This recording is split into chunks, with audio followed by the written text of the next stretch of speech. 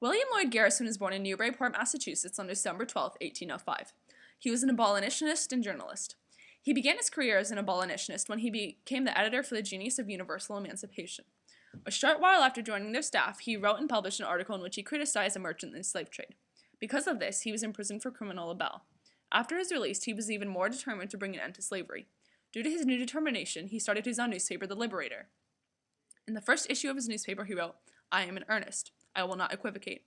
I will not excuse. I will not retreat a single inch, and I will be heard." In order to get others to join him in his quest to end slavery, he started the New England Anti-Slavery Society and later helped organize the Anti-Slavery Society.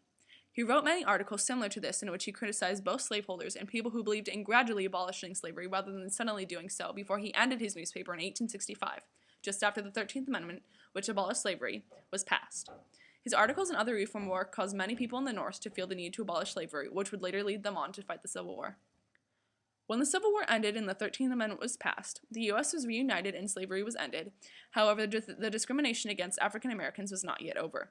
African Americans had to live in separate places, drink from different fountains, and could not even vote. Medgar Evers was born in segregated Mississippi on July 2, 1925.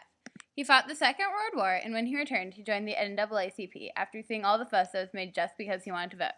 He was quoted in Major saying, "All we wanted to be is ordinary citizens. We fought during the war for America, and Mississippi was included. Now after the Germans and the Japanese hadn't killed us, it looks as though the white Mississippians would." He joined the NAACP full-time after seeing how poorly treated African Americans were. After about 2 years, he became state field secretary. He was one of the most recognizable and vocal rights persons in his state. He spoke about peace between races and overcoming the differences in society. Not everyone was happy in Mississippi hearing Evers speak, and his family was constantly threatened. His family moved to Jackson so Medgar could work closer with church leaders and civil rights activists. Evers organized meetings, rallies, economic boycotts, marches, and many more demonstrations. He struggled to abolish laws that oppressed African Americans. "We are not just interested in voting so that conditions will be improved for Negroes. We want conditions to be improved for everyone." The threats against his family grew worse, and he was assassinated on June 12, 1963. His death prompted John F. Kennedy to ask Congress for a civil rights bill, which was made into the law next year by Lyndon Johnson. Eventually, the U.S. started to become more integrated, and laws against African Americans started to be lifted.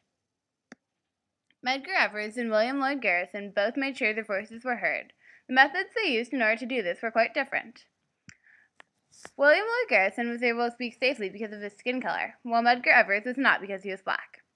William Lloyd Garrison put his thoughts and ideas into his newspaper, while Medgar Evers was more of a vocal speaker.